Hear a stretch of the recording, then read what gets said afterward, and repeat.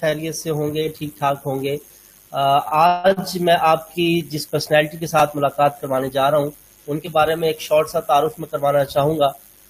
نام تو ان کا ہے سبز خان, اور سبز خان کے نام سے پوری دنیا میں جانے پہچانی جاتی ہے یہ پرسنالٹی. اور سبز خان کیا ہے, کیا what's the logic behind this, اور سبز خان یو کے سے ہے اور کون ہے کیا ہے, اس کے لیے دیکھتے ہیں ہمارے ساتھ ابھی کون ہے. السلام علیکم سبینہ خان صاحبہ. ہیلو, وعلیکم السلام. جی کیسے ہیں آپ, خیریت سے ہیں, ٹھیک ٹھاک ہیں؟ فائن, الحمدللہ, بالکل ٹھیک ہوں. اوکے جی, سبینہ خان صاحبہ کے بارے میں دوستوں کے ساتھ میں شیئر کرنا چاہوں گا کہ یو کے بورن پاکستانی ہے, اور پاکستان کے حوالے سے, سوشل ایکٹیویٹیز کے حوالے سے, سوشل ورک کے حوالے سے, انسانیت کی خدمت کے حوالے سے, اگر آپ کو جب بھی کوئی انسپائریشن لینی ہو, کچھ بھی آپ کو جاننا ہو کہ کس طرح سے آپ انتہائی کم سورسز کے ساتھ اور انتہائی کم اس میں آپ کہہ سکتے ہیں کہ کم لوگوں کی توجہ کے ساتھ کس طرح سے انسانیت کی خدمت کرنی ہے, تو میرا خیال ہے آپ کے لیے زندہ مثال ہوگی سبینہ خان صاحبہ کی. سبینہ خان صاحبہ, میں چاہوں گا کہ آپ تمام دوستوں کو اپنے بارے میں بتائیں اور اپنا آپ کا انٹروڈکشن کائنڈلی جو ہے وہ شیئر کر دیجئے دوستوں کے ساتھ. اوکے, فرسٹلی میں السلام کہوں گی, and hello and hi to everybody who is tuning in from all over the world. خوش آمد کہتی ہوں سارے لوگوں کو جنہوں نے ہمارا ساتھ دیا, اور عمران بھائی کو جس نے خوبصورت موقع دیا تاکہ ہم اپنا نظریہ آپ کے سامنے بیان کر سکیں. بیسکلی بہت مشکل ہوتا ہے اپنا انٹروڈکشن خود کرانا, تو یہ ذرا تھوڑا سا مشکل ہے. میں بتاتی چلوں آپ کو کہ میں برٹن میں پیدا ہوئی ہوں. میرے پیرنٹس یہاں پہ 1950s اور 70s کے درمیان پہ یہاں پہ مائگریٹڈ ہوئی تھے ٹو دی یو کے, اور جب سے وہ یہاں پہ ہوئے ہیں ہم یو کے اندر ہی رہے ہیں, مانچسٹر کے اندر ہی رہے ہیں. تو بائی پروفیشن میں ایک لیکچرر ہوں. میں بزنس اسٹڈیز, اکاؤنٹس, اکنامکس پڑھاتی ہوں, اور میرا سبجیکٹ بہت دلچسپی تھی مجھے اپنے سبجیکٹ کے اندر اس حوالے سے, کیونکہ ظاہر ہے سبجیکٹ کے لیے آپ نے پڑھا, لیکن یہ جو سبجیکٹ ہے پاکستان سے موسٹلی جو لوگ بی کام کرنے آتے ہیں یا بی کام کر کے آتے ہیں اور اے ٹی کی طرف آتے ہیں یا اکاؤنٹنسی اے سی سی اے کرنے آتے ہیں, تو پھر وہ یہاں پہ یو کے میں ایسے کورسز کرتے ہیں جس کے لیے میں انہیں پڑھاتی ہوں, اور مکس کر کے ہم کلاسز کو پڑھاتے ہیں. لیکن جو پاکستان انڈیا سے جو لوگ آ رہے ہیں وہ تقریباً بزنس اسٹڈیز کرنے ہی آنے کی کوشش کرتے ہیں. تو یہ جب میں بچوں کو پڑھاتی تھی تو میں نے بہت محسوس کیا کہ ہمارے بچوں میں ایک تو ڈفرینس ہے بہت برٹش ایشینز میں اینڈ اوورسیز پاکستانیز میں, جو پاکستان سے آئے ہوئے ہیں یہاں پہ, کیونکہ لینگویج کے حوالے سے وہ پیچھے رہ جاتے ہیں اور کچھ ہم پیچھے رہ جاتے ہیں, تو بیلنس نہیں اسٹرائک کر پاتے ہیں. تو میری فرسٹ جو الجھن مجھے تھی, کیونکہ وہ کہتے ہیں نا کوئی بھی کام آپ سے اگر نکلنا ہو پہلے آپ کو الجھن ہوئے گی اس بات کے بارے, تبھی آپ اس کام پہ پورا ٹوٹ پڑیں گے.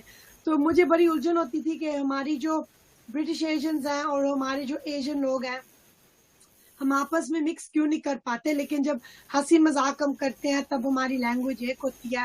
ہم ہنسنے کے ٹائم پہ کوئی نہیں دیکھتا کہ تمہیں کتنی انگلش آتی ہے یا تمہیں کتنی اردو آتی ہے, ہنسانے والا ہنسا جائے گا اور وہ میسج چاہے آپ کو زبان نہیں بھی آتی لیکن آپ کو سمجھ میں آ جائے گی.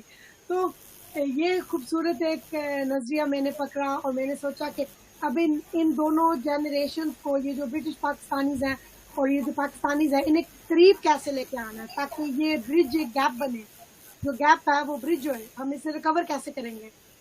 تو میں نے پوئٹری کا انداز پکڑا, کیونکہ میں نے دیکھا اگر میں کچھ لکھنا چاہوں اب تو میں مختلف موضوع پہ ایڈریس کرنا تھا, چاہے وہ ویمنز ایشو ہوئے یا وہ سوسائٹی کی کچھ باتیں ہوئیں یا چند ہنسی مذاق کے اندر ہم نے لینگویج کے حوالے سے کوئی بات کر رہے ہیں. تو میں نے پوئٹری کا انداز پکڑا. اس سے میری جو فرسٹ کوشش تھی وہ یہ تھی, یہ جو کتاب ہے قدم, جو یو کے میں پہلی کتاب ہے جو 3 زبانوں میں اور 4 طریقوں سے لکھی گئی ہے, English, Urdu, Punjabi and Roman format. Roman format کا سہارا اسی لیے میں نے پکڑا کیونکہ ہمیں اردو تک پہنچنے کے لیے رومن کا سہارا ہم لیتے ہیں. تو کیونکہ ہم لیتے ہیں تو پھر اب کرٹکس کے حوالے سے, تو جب لوگوں نے پہلے کرٹیسائز کیا کہ آپ رومن کیوں استعمال کر رہے ہیں, تو میں نے کہا بھائی ویلڈ ہے کہ ایک ٹیچنگ کا ٹول ہے، ایک ٹول ہے جس کے ذریعے ہم لینگویج تک پہنچے. میں خود لینگویج تک پہنچی رومن کا استعمال کر کے. اب ہم عربی قرآن کی زبان تک پہنچنے کے لیے جب ہم رومن کا استعمال کر سکتے ہیں تو پھر ہم اردو میں کیوں نہیں کر سکتے ہیں؟ تو یہ تو اپنے آپ کو ہولڈ بیک کرنے والی بات ہوگی. تو پھر میں نے سوچا کہ اوکے میں اسے استعمال کرتی ہوں اور سامنے لے کے آتی ہوں. جب میں نے استعمال کرنا شروع کیا اور میں مشاعروں میں شامل ہوئی تو میں نے دیکھا وہاں پہ کوئی برٹش پاکستانی نہیں تھا. حالانکہ یو کے اندر جو پاکستانی لوگ ہیں، جو 10,000 لوگ 1950 سے 70 کے درمیان مائگریٹ ہوتے یہاں پہ، اب وہ 10,000 1.7 ملین بن چکے ہیں. 1.7 ملین میں سے 60% ہے وہ جو پاکستانی ہیں، اور نہیں جو برٹش پاکستانی ہے، اور 40% ہے وہ جو پاکستانی نیشنل ہے. جیسے جیسے وقت گزرتا جائے گا یہ جو ریشیو ہے اوورسیز کی پاکستانیوں کی بڑھتی جائے گی، اور جو پاکستانی نیشنل ہے اس کی کم ہوتی جائے گی جیسے جیسے نسل بڑھتی جائے گی. تو میں نے سوچا کہ لینگویج کے ساتھ جڑی ہوئی اور بہت سی باتیں ہیں.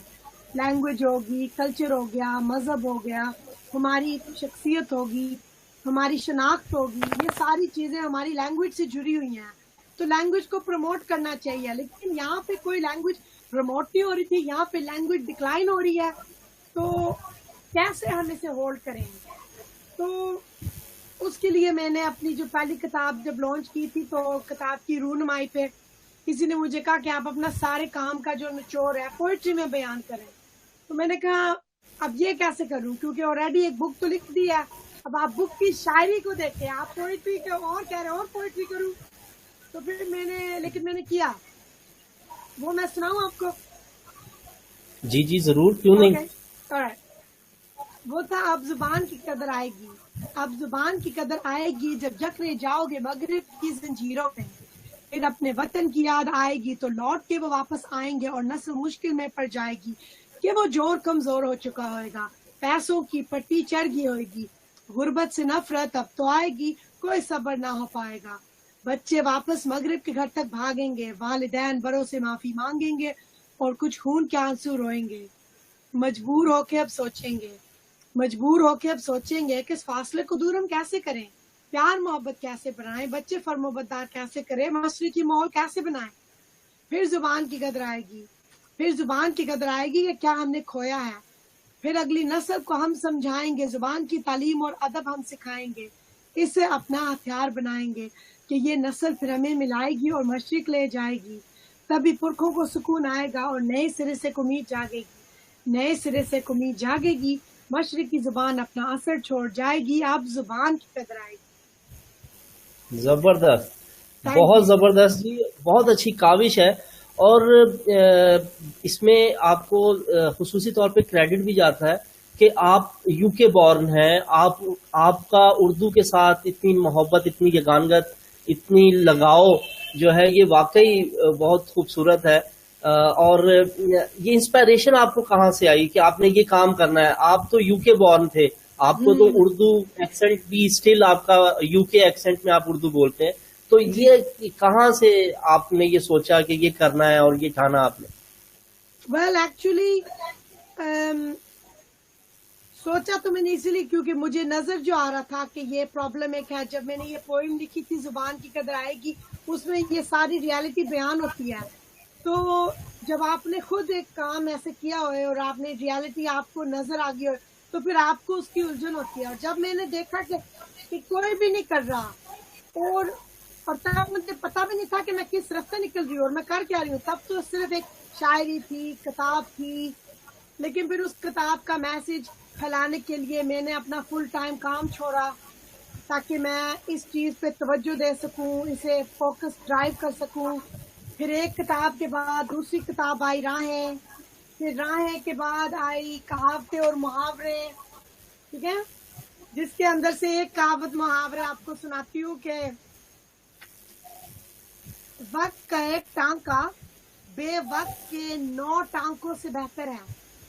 اور انگلش میں اسے کہتے ہیں a stitch in time saves 9. ٹھیک ہے، تو یہ میں یہاں پہ آپ کو دکھاتی چلوں. تو اس کے تھرو میننگ یہ بھی وہی چیز ہے کہ آج اگر اس کام پہ میں فوکس کروں گی آنے والی نسلوں کو اس کا فائدہ ہوئے گا. اگر ابھی فورن لوگوں کو فائدہ اس کا نہیں نظر آ رہا، لیکن آنے والی نسلوں کو آئے گا. اب میرے بھی بچے ہیں، میں بھی دیکھ رہی ہوں کہ لینگویج کے حوالے سے یہ جو اسٹرگل ہے، اس میں کتنی جذبے کے ساتھ ہمیں اس کی طرف لڑنا چاہیے. تو پھر جب میں اردو کی طرف آئی تو میں نے دیکھا اردو تو ایک، کیونکہ میں ایجوکیشنلسٹ ہوں، پڑھانے والی پرسن ہوں، ٹیچر ہوں، تو پھر میں نے اسے ایز اے سبجیکٹ بھی دیکھا کہ سبجیکٹ میں اس میں کیا کمی پیشی آ رہی ہے. تو سبجیکٹ میں یہ پتہ چلا کہ G C S Es nationally A levels decline ہو رہی ہیں. ایڈ ایکسل جو ایگزامننگ بورڈ ہے وہ کہہ رہے ہیں اے لیولز اب ختم کریں کیونکہ اس کی ڈیمانڈ نہیں ہے. اور صحیح بات ہے، ڈیمانڈ رہ نہیں گی.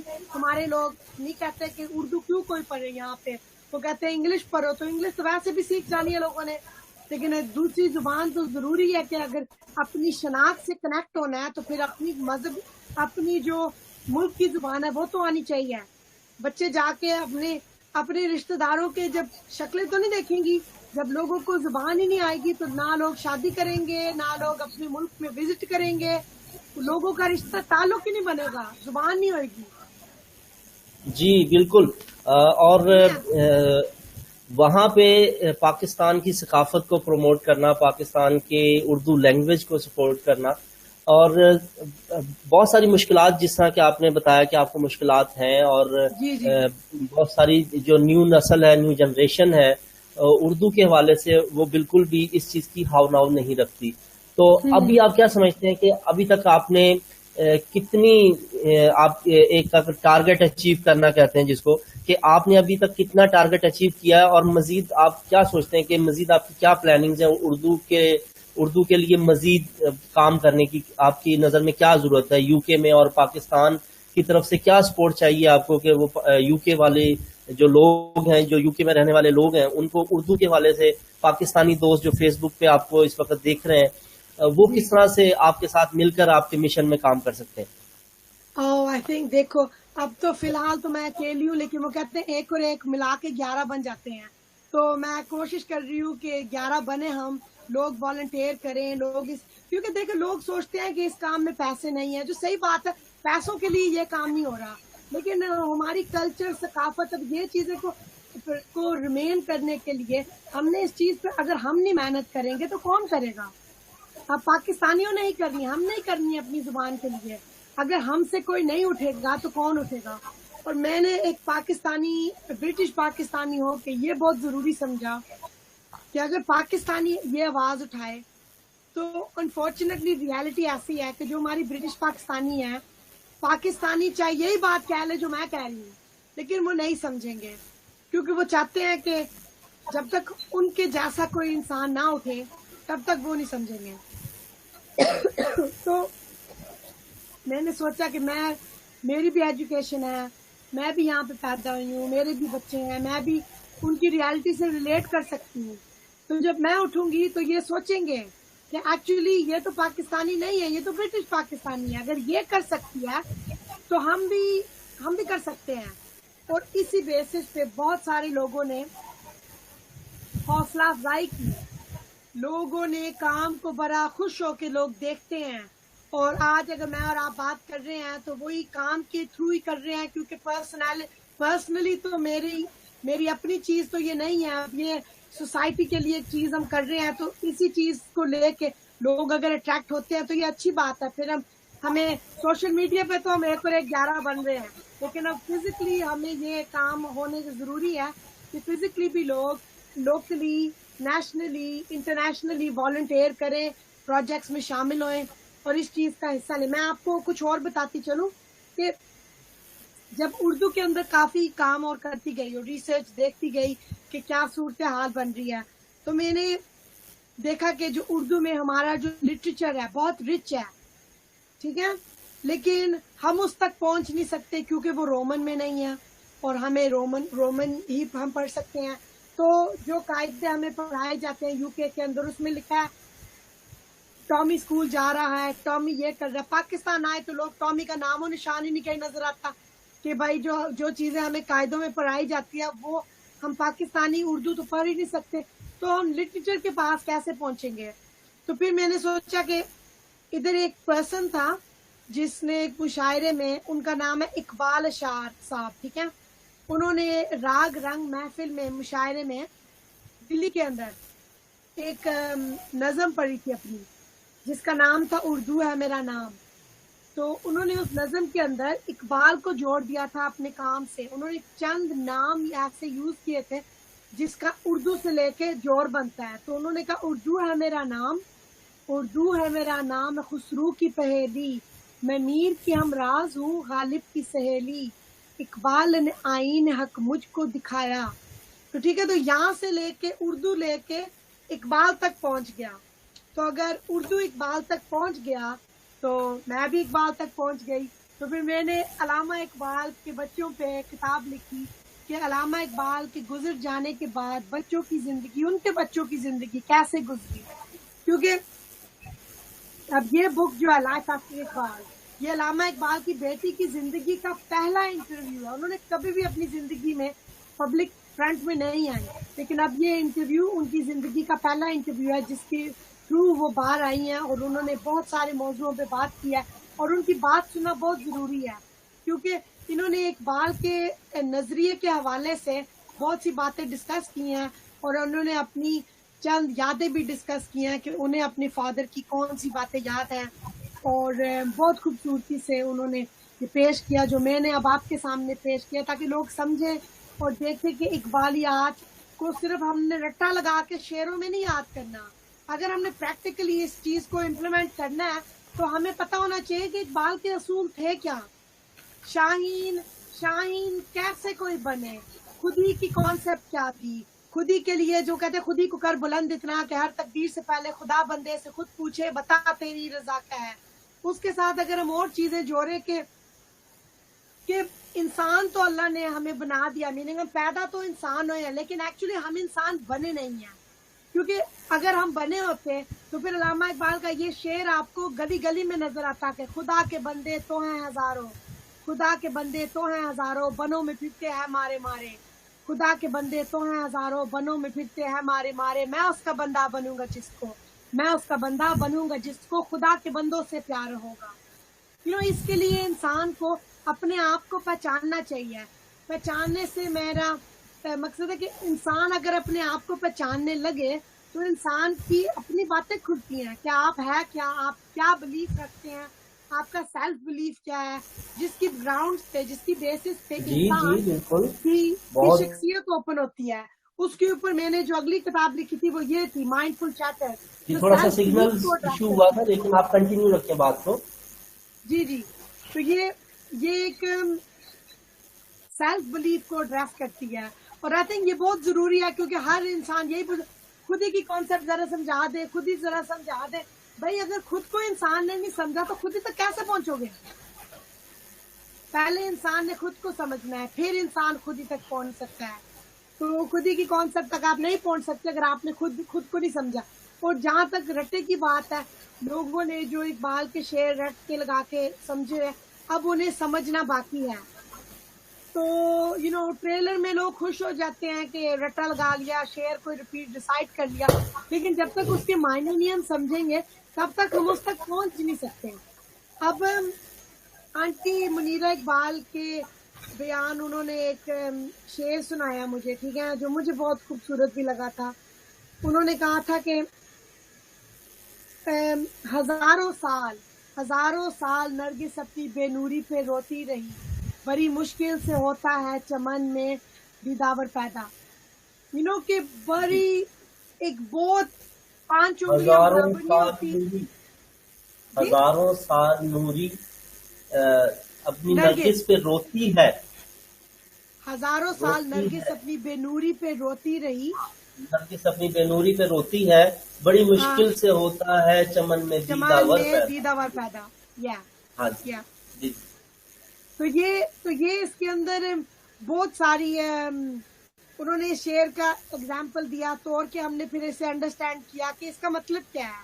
کہ بہت دیر بعد بڑے ریئر ہوتے ہیں چند لوگ جو پیدا ہوتے ہیں جو دنیا میں کچھ کر جاتے ہیں. اس کی مثال ایک دوسری آپ کو دے ایدی صاحب، جو پاکستان عبدالستار ایدی صاحب جو پاکستان کے ایک واحد انسان تھے کہ پاکستان بننے کے بعد جنہیں توپ کی سلامی ملی قائد اعظم محمد علی جناح کے بعد، میننگ ایک ٹیکسی شخصیت جو نہ پالیٹیشین تھے لیکن کام انہوں نے وہ کر دیا جو پالیٹیشین بھی نہ کر سکے.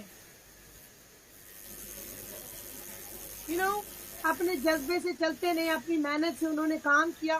تو آئی تھنک یہ چیزیں بہت ضروری ہیں کہ ہم سوسائٹی میں ان چیزوں پہ غور کریں اور دیکھیں کہ ہماری لینگویج کے ساتھ یہ ساری چیزیں جڑی ہوئی ہیں.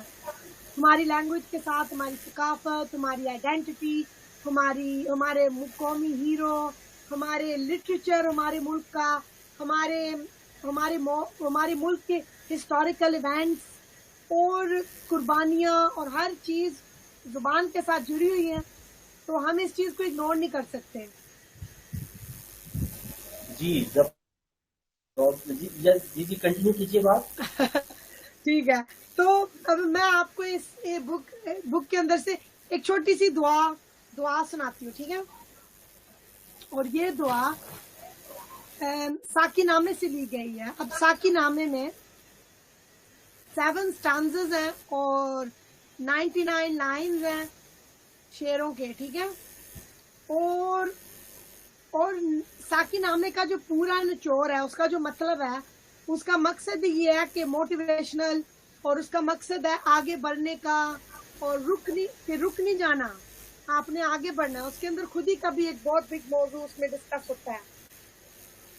تو کچھ ایسے ہیں کہ تیرے آسمانوں کی تاروں کی خیر، تیرے آسمانوں کی تاروں کی خیر، زمینوں کی شب زندہ داروں کی خیر، جوانوں کو سوزے جگر بخش دے، میرا عشق میری نظر بخش دے.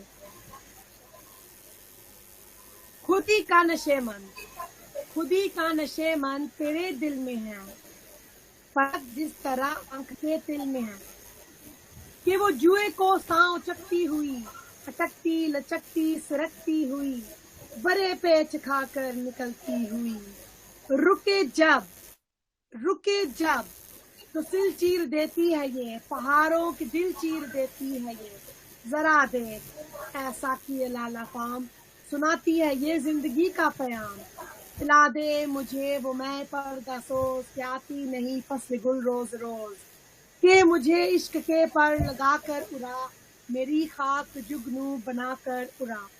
اور اسی موٹیویشن سے میرے خیال میں لوگوں کو اگر اردو کے حوالے سے اگر ہم غور کریں کہ ہم اپنے آنے والی نسل و بچوں کو اردو بھی سکھائیں، اپنی زبان سکھائیں، اپنے ثقافت سے انہیں انٹروڈیوس کریں، اپنی کلچر سے انہیں انٹروڈیوس کریں، تاکہ بعد میں جب ہم نہ رہیں تو زمانے میں اور بھی لوگ ہوئیں گے جو یہ باتیں کریں گے، جو یہ میسج لے کے آگے پھیلائیں گے.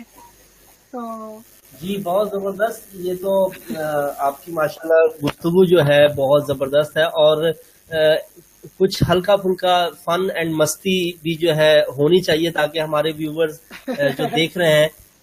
آپ سے میں جاننا چاہ رہا تھا کہ آپ کا نام سبز خان آپ نے کیوں رکھا ہوا ہے؟ یہ تو دیکھا جائے تو بیسیکلی پٹھان لوگ جو پہاڑوں میں رہتے ہیں ایک کانسیپٹ پایا جاتا ہے کہ سبز خان، دریا خان، سمندر خان. تو یہ کائنڈلی بتائیں یہ سبز خان آپ نے نام کیوں رکھا اپنا؟ ایکچولی سمندر میرا فیوریٹ نام ہے،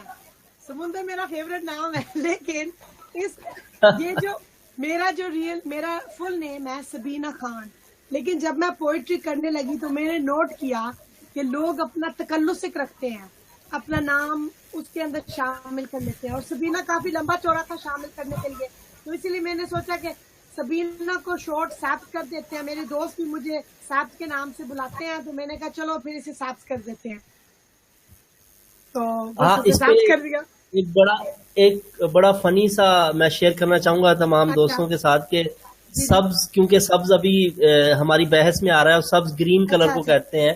تو ایک چھوٹا سا پیارا سا جوک ہے، ایک مزاحیہ سا، کہ چکن جو ہم مرغا ککڑوں جو پکاتے ہیں، اس کو اگر آپ اس کو فرائی پین میں ڈال دیں اور اس کے اوپر آپ ہرا دھنیا چھڑکیں، تو اگر وہ اٹھ کے ہرا دھنیا ڈالنے کے بعد اگر وہ اٹھ کے کوئی گانا یا سانگ گائے گا تو وہ کیا ہوگا کہ ہم پہ یہ کس نے ہرا رنگ ڈالا، مار ڈالا، سبز سبز سے ریلیٹڈ، گرین سے ریلیٹڈ. تو ایک اور فیلڈ کے ماشاءاللہ آپ بہت زیادہ جو ہیں ٹیلنٹڈ اینڈ آل راؤنڈر ہیں. آپ ماشاءاللہ ابھی آپ نے اپنے تعارف میں تعلیم کے حوالے سے، ایجوکیشن کے حوالے سے، لیکچرشپ کے حوالے سے اور لوگوں میں تعلیم عام کرنے کے حوالے سے اپنے بارے میں بتایا. لیکن ایک پہلو جس کے بارے میں آپ نے ابھی تک ڈسکس نہیں کیا کہ you are the most active personality in the community of just like radio, FM and other things. تو اس میں آپ جب اپنا شو کنڈکٹ کر رہے ہوتے ہیں تو آپ لوگوں سے ڈیڈیکیٹ کرواتے ہیں. تو آج پروگرام کے دوران میں بھی چاہوں گا کہ آپ کچھ ڈیڈیکیشنز جو ہے وہ بھی آپ نے کرنی ہے تاکہ جو دیکھنے والے ہیں وہ آپ کی اور ایبیلٹیز اور قابلیتوں کے بارے میں جان سکیں. اوکے چلو ٹھیک ہے. تو ابھی ادھر مجھے نظر آئے گا کہ لوگ اگر کسی نے میسج لکھا ہے تو مجھے یہاں پہ نظر آئے گا. جی ابھی لوگوں کے ساتھ شیئرنگ شروع ہو جائے گی. ابھی آپ گفتگو کریں، آپ بات کریں. رائٹ. سو فار ہمیں یہاں پہ نظر آ رہا ہے you tuned in to listen to Sabz Khan. I promote on Desi Fusion program, and joining us we have Mr. Malik Abdul Basit, and he's saying what is the topic and the main reason of this live transmission. Well, یہ transmission آپ کو زبردست طریقے سے مل رہا ہے. میں یو کے کی بورن برٹش پاکستانی ہوں اور آپ کو اردو اور اقبالیات کے حوالے سے بتا رہی ہوں کہ میری کیا کنٹریبیوشنز ہیں، اور کوشش یہ ہے کہ 1 اور 1 سے 11 بنے اور آپ بھی اس مشن میں ہمارے ساتھ جڑیں، حوصلہ افزائی ہوئے تاکہ کام اور محنت سے ہم کر سکیں. So thank you very much for joining اس.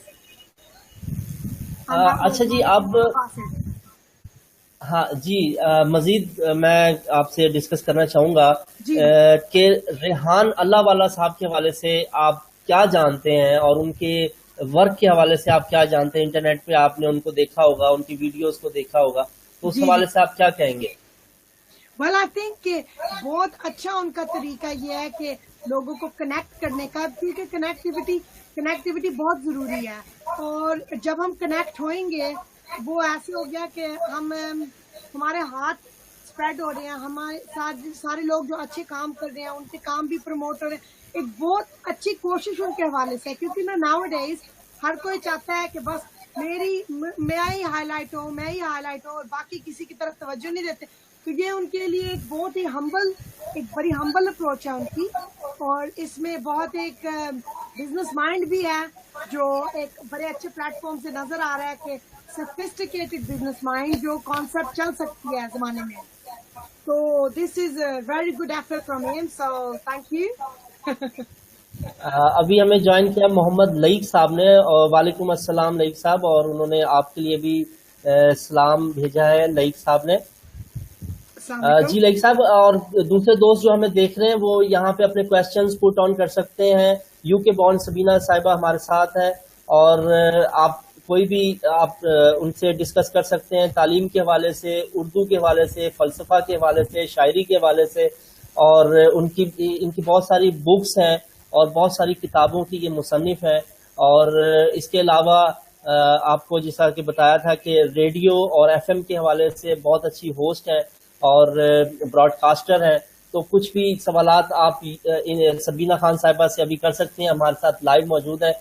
سبینہ خان صاحبہ کائنڈلی مزید آپ اپنا شیئر کر لیجئے کہ آپ کے مزید کیا مشنز ہیں، پلانز ہیں ان دا فیوچر، آپ کیا دیکھتے ہیں اور کیا کرنا چاہ رہے ہیں مزید. ویل ایکچولی پاکستان کے اندر جو ابھی میں 5 دن پہلے تو میں پاکستان میں تھی، اینڈ دس سال ماشاءاللہ میرے 3 ٹرپس لگے ہیں، اور نیو ایئر بھی ادھر ہی تھا، اور پھر اس سے پہلے ابھی اگست کے اندر بھی میرا ٹرپ ادھر ہی تھا. اب میں پاکستان کے حوالے سے تو میں یہ دیکھنا چاہ رہی ہوں کہ میں ایجوکیشن جو ولیجز کے اندر جو تعلیم لوگوں کو ملتی ہے میں اس سے ڈیولپ کرنا چاہ رہی ہوں. ہر چیز میں زیادہ اماؤنٹ آف منی نہیں لگ رہی، لیکن میری پہلی کوشش یہ ہے کہ بچے زمین پہ نہ بیٹھیں. میری کوشش یہ ہے کہ بچوں کے سکولز میں کرسی اور ٹیبل ہوئیں.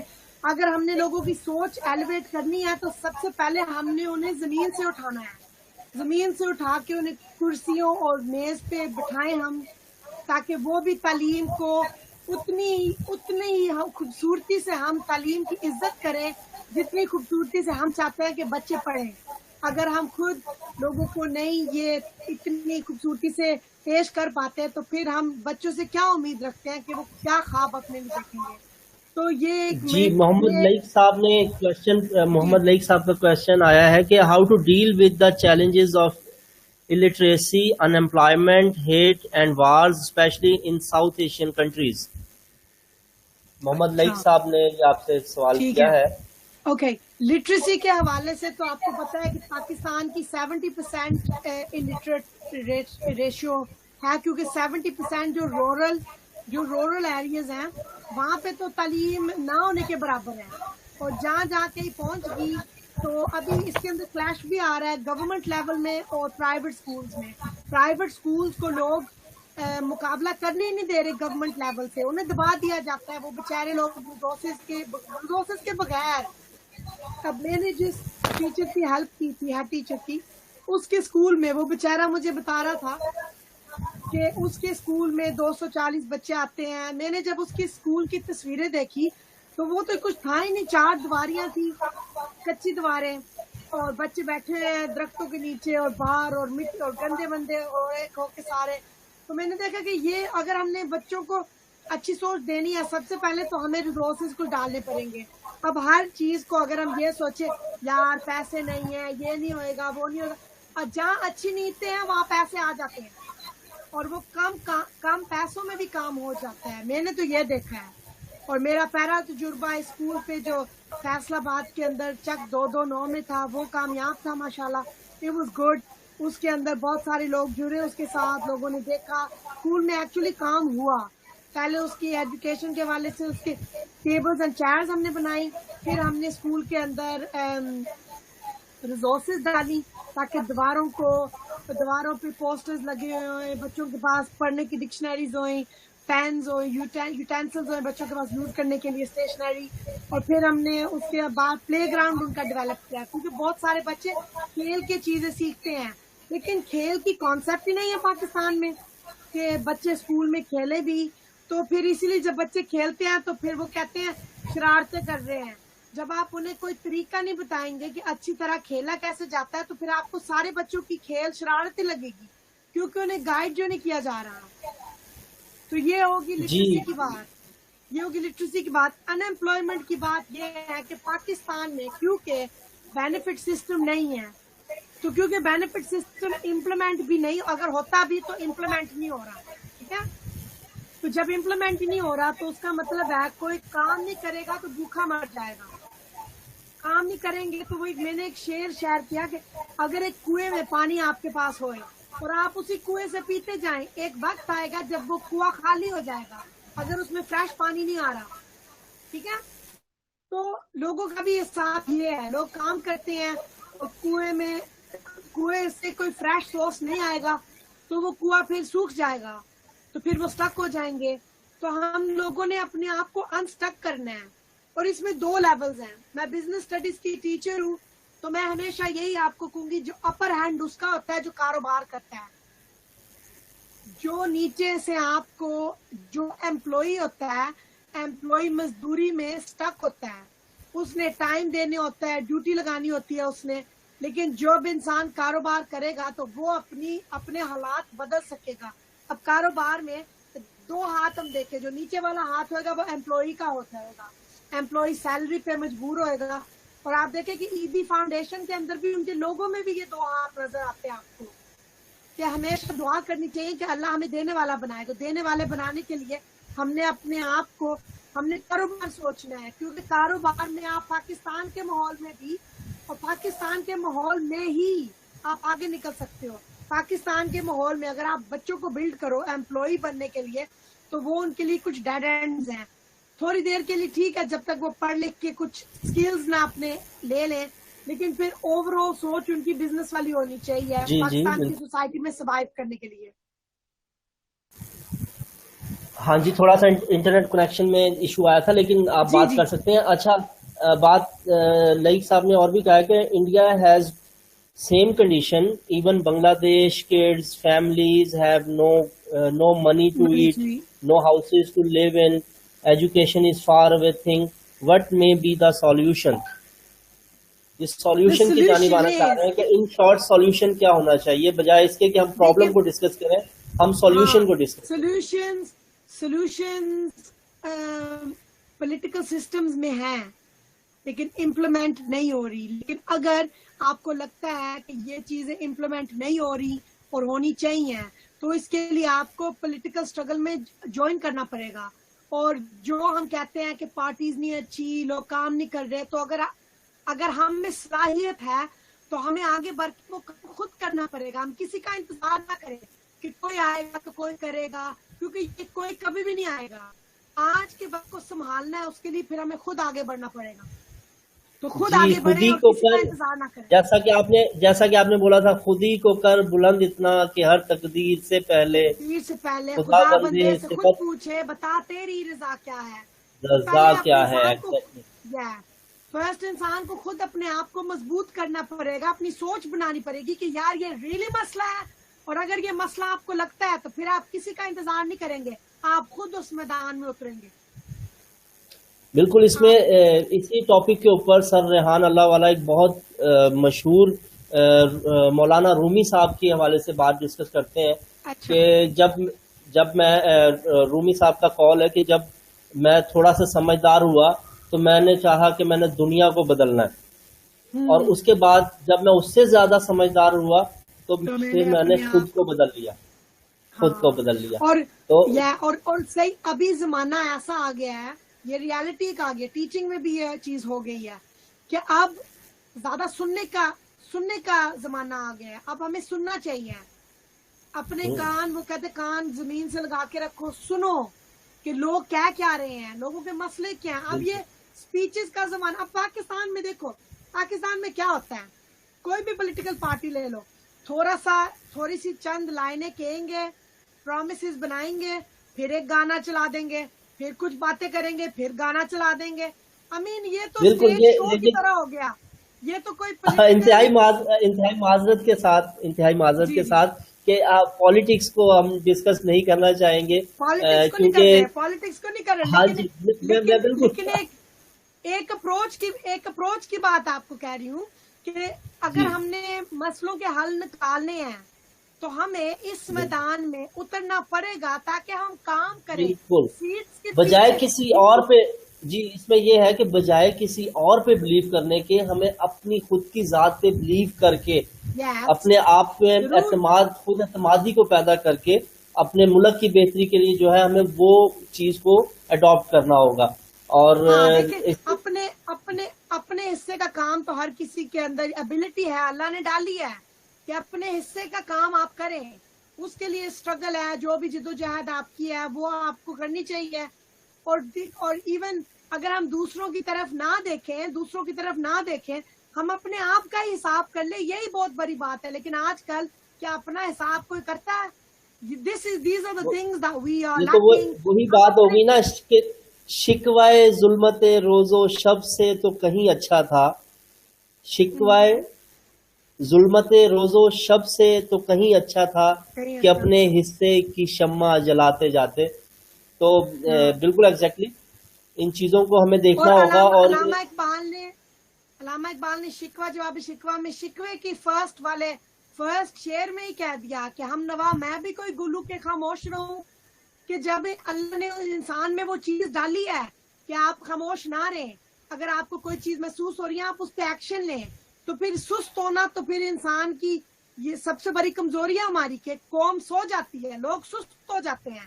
کیوں؟ کیونکہ ہم کسی اور کا چل رہتے تھے، پا دو انشاءاللہ پہ پا دو، یہ ہو جائے گا وہ ہو جائے گا، اللہ خیر کرے. اللہ نے تو خیر کرنی ہے لیکن اپنے حصے کا خود کیا کرنے ہیں.